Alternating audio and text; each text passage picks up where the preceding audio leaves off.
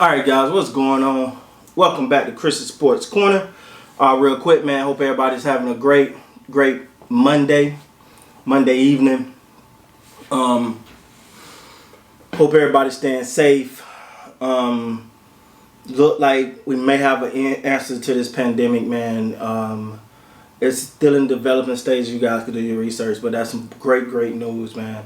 Look like we're trending in the right direction, even though times are more tedious than they ever have been.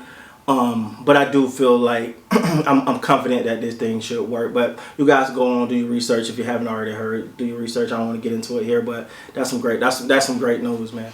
Also, man, continue to hit me up on social media, man. I try to get back to everyone. I think I got a couple in my inbox right now that I haven't had a chance to get to, but I will get to it.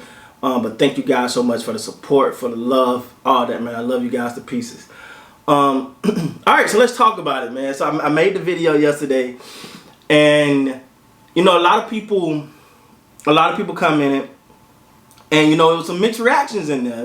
Some people like, man, come on, man, we should have won that game. Other people said, we improving.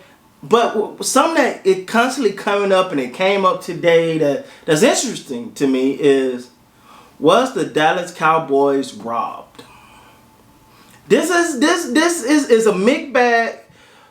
It's a mixed bag to some people that were like, nah, things happen. Dallas should have never been in this situation.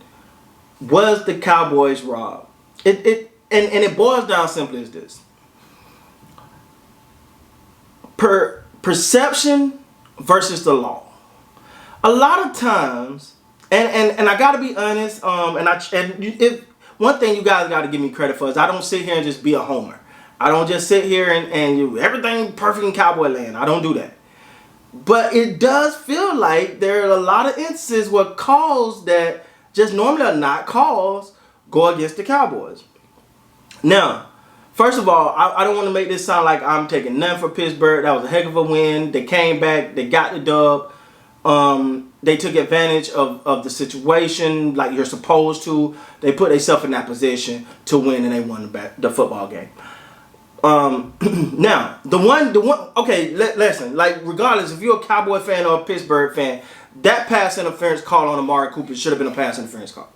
No matter who you are, like unless you're a blind observer and you're not paying attention, or you just don't want to see what's in front of you, that should definitely been a PI. I got that one. That one you can't argue with that one. That could have been a game changer right there.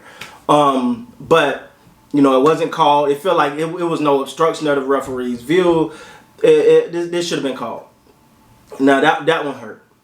So the next one was the face mask. Oh no, not the face mask. The hit to the head of Roethlisberger.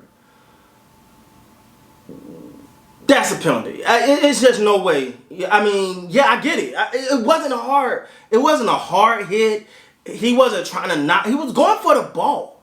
All right, but the fact of the matter is, he hit his head. Regardless if we like it or not, that's a flag. I don't like it, especially there was no intent. I mean, many football fans don't like that rule, but it's a rule, and you're trying to keep people safe. I get it. That's a flag. That's a penalty. It wasn't much of nothing, but he did make contact with the head. 100%. That's a flag. We can't argue that one. I'm sorry. Now, the next one was the pass interference call on Jalen Smith again. Come on, my guy.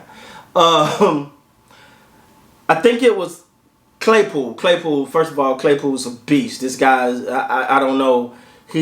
He's that guy. All right, he's that guy, and he feel like he came out of nowhere. Like, I'm not gonna act like I follow the Steelers a lot, but he feel like he's having a emerging season this year. And congrats to this guy.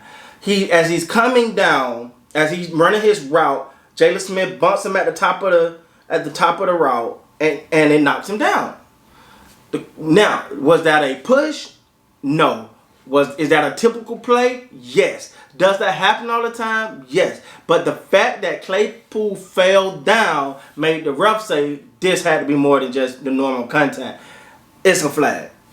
Could that flag been kept in his pocket? Yes. By the letter of the law, is it a foul? Yes. Yes, it is. And I get it. I get it, because this happens so much. It happens in so many different sports. We see things like that just happen, and nobody say nothing. Like, it happens, it goes on, it happens, it goes on, and everything moves on, and nobody says anything, and everybody move on, live happily ever after. But when they are called, it's hard to argue them, because yes, it's a foul. It goes back to, if you guys follow the NBA, the foul on Kristaps Porzingis, the unicorn, in the NBA, when he got ejected, it was looked like, oh, that could have not been called. But if you follow the letter of the law, it was a foul. Same thing here. Just feel like he was right at the top of 5 yards. Yeah, maybe 6. So you can say, oh, come on, man. Could they have let that go? Yes, but did they let it go? No. Now these plays had big outcomes of the game.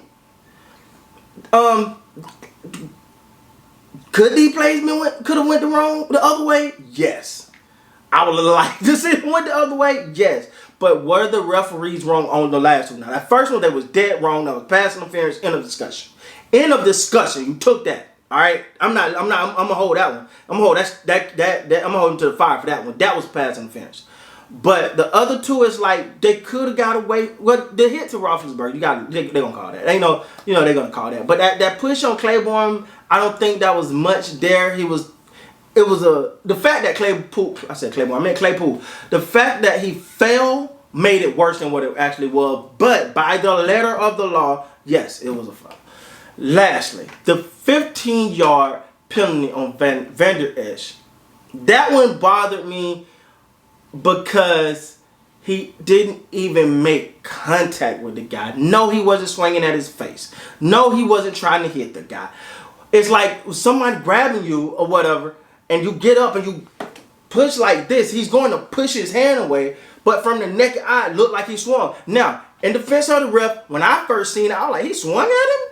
But he didn't. It was like he was trying to knock his hand away, but it looked like a swing. Vander Esch got caught. And in the ball game. So that's my take, guys. The two calls that I think we really could be amped up about is that pass interference call. That was blatant. That was blatant. That should have been called. And that should have been called a pass interference. The Vander Esch one was one that I felt like I could see from the naked eye, but like I guess I don't know how much we can go after that one, because from when I first seen it, I was like, he swung at him. But then after replay, but see, they're in real time. They don't have the ability of replay.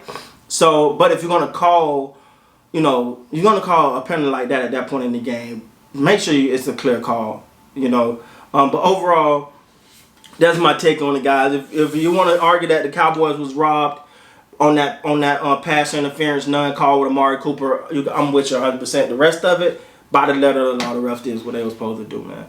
It sucks, but bright side, it looks like our team is heading in the right direction. With that being said, guys, please like, comment, subscribe to the channel. Until next time, you guys be great.